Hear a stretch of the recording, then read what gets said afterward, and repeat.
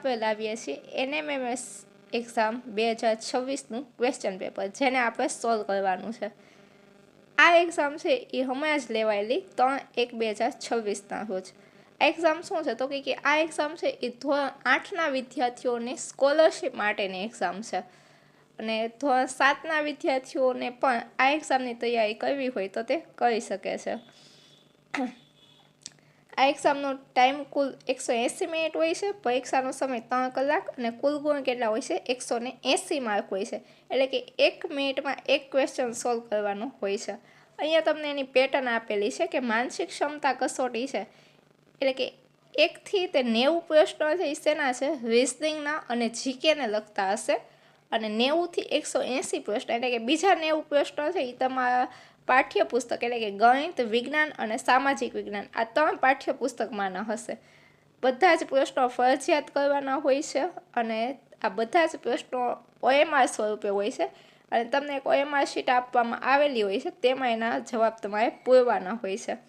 જોઈએ પેપરને. આપણને પેલો પ્રશ્ન આપેલો છે NSG એટલે કે રાષ્ટ્રીય સુરક્ષા. તો NDRF એટલે શું થાય? જો વચ્ચે 2 ડોટની નિશાની છે તે શું છે? સંબંધ ઘટાડક પ્રશ્ન દેખાડવા માંગે છે. NSG છે તો રાષ્ટ્રીય સુરક્ષા સાથે સંકળાયેલી કોઈ સંસ્થા છે. તો NDRF, જો તમને NDRFનું ફૂલ ફોર્મ ખબર હોય તો તમને આ જવાબ આવડી જાય. NDRFનું ફૂલ ફોર્મ થાય છે national disaster response force. National disaster response force. Disaster એટલે કે આપત્તિ. તો આનો સાચો જવાબ આવશે આપત્તિ વ્યવસ્થાપન. પેલા પ્રશ્નનો સાચો જવાબ આવે છે ઓપ્શન બી, આપત્તિ વ્યવસ્થાપન.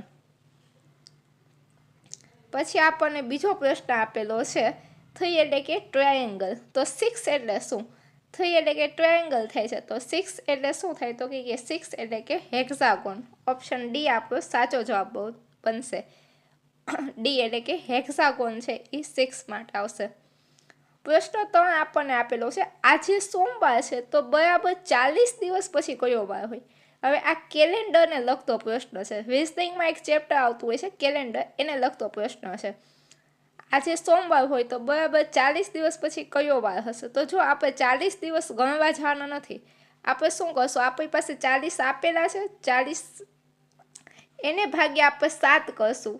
કારણ કે 7 દિવસે શું થાય છે? વાર છે એ રિપીટ થતા હોય છે. આજે સોમવાર હોય તો આવતા 7 દિવસ પછી પાછો સોમવાર આવે. એવી રીતે 7 દિવસે વાર રિપીટ થતા હોય છે. તો 40ને આપણે 7 વડે ભાગીએ તો 7 પંચાને 35. એટલે કે નીચે શેષ કેટલી વધશે? તો કે 5 છે એની શેષ વધશે.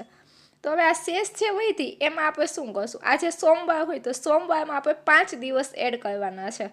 સોમવારમાં 5 દિવસ તમે એડ કરશો એટલે કયો વાર આવશે? તો કે શનિવાર આવશે. અને આપણો સાચો જવાબ કયો છે? શનિવાર. Option A.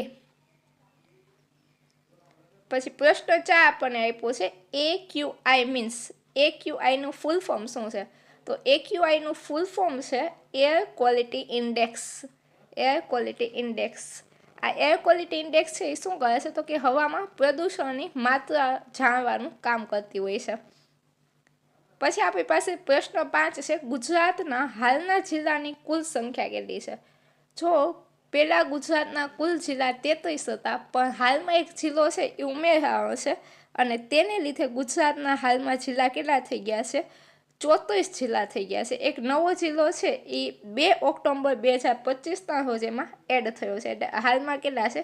34 જિલ્લા થઈ ગયા છે. પ્રશ્ન 6 એમાં આપણને એક સિરીઝ આપી છે, એ પણ રિઝનિંગનો પ્રશ્ન છે. આપણને સિરીઝ આપેલી છે 7, 13, 25, 49, 97 અને આગળ ક્વેશ્ચન માર્ક આપેલો છે. તો આપણે શું કરશું? જો તમે સિરીઝને બરોબર જો તો તમને એક ખ્યાલ આવે કે 7 ગુણ્યા 2 આમાં કેવો નિયમ એપ્લાય થાય છે? તો કે 7 ગુણ્યા 2 બરાબર 14 અને 14માંથી એક કાઢો તો 13 જવાબ આવે છે.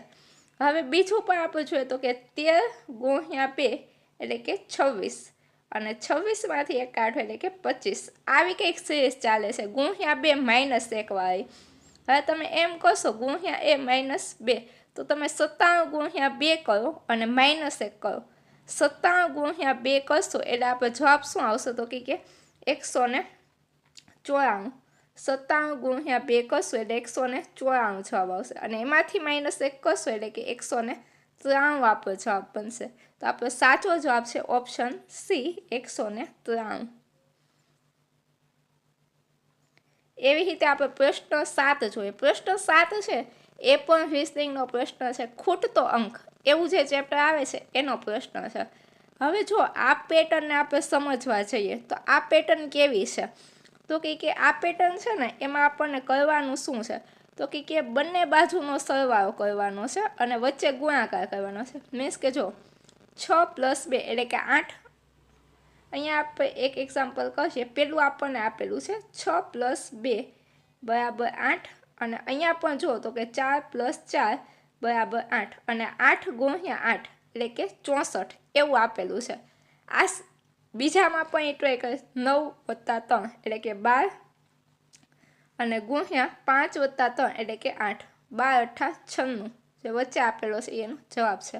હવે ત્રીજામાં પણ આપણે એ જ પેટર્ન એપ્લાય કરીએ. 3 + 7 એટલે કે 10, 3 + 7 એટલે 10 અને 8 + 4 એટલે કે 12. વચ્ચે આપણે ગુણાકારની નિશાની આવશે. વચ્ચે આપણે ગુણાકારની નિશાની રાખવાની છે. 8 + 4 એટલે કે 12, 10 ગુણ્યા 12 કરશો એટલે કે આવશે 120. તો આપણને 120 જવાબ ઓપ્શન ડીમાં આપેલો છે. તો આપણો સાચો જવાબ થશે ઓપ્શન ડી. એવી જ રીતે આપણને 8મો પ્રશ્ન આપેલો છે કે બાળકોની એક લાઇનમાં લવ ડાબી બાજુથી 9મા સ્થાને જ્યારે કુશ જમણી બાજુથી 16મા સ્થાને છે. જો બંનેના સ્થાનની અદલાબદલી કરવામાં આવે તો લવનું સ્થાન ડાબી બાજુથી 25મું થઈ જાય છે, તો લાઇનમાં કુલ કેટલા બાળકો હશે. હવે જો આ જે પ્રશ્ન છે એ આપણને શેના પરથી આપેલો છે, તો કે સિટિંગ એરેન્જમેન્ટ ઉપરથી એટલે કે પોઝિશન જે છે એના ઉપરથી આપેલો છે. આ દાખલાને સમજાવવામાં થોડીક વાર લાગશે એટલે આપણે સીધો જ જવાબ લખી નાખીએ છીએ. આનો જવાબ આવશે ઓપ્શન ડી 40. ઓપ્શન ડી એમાં જવાબ આવે છે. Option D 40. કુલ ટોટલ સંખ્યાની 40 હશે. જો તમને આ સમજૂતી ગમી હોય અને આગળના ઘણા બધા ક્વેશ્ચન આમાં છે, જો આનો તમારે પાર્ટ 2 જોતો હોય તો કમેન્ટમાં લખજો અને ચેનલને લાઈક કરજો, શેર કરજો અને સબસ્ક્રાઈબ કરજો. પાર્ટ 2 જોતો હોય તો ખાસ કમેન્ટ કરજો, તો જ આપણે પાર્ટ 2 છે એ બનાવશું. ફરી મળીએ નવા લેક્ચરમાં. ત્યાં સુધી મને રજા આપો. Thank you so much.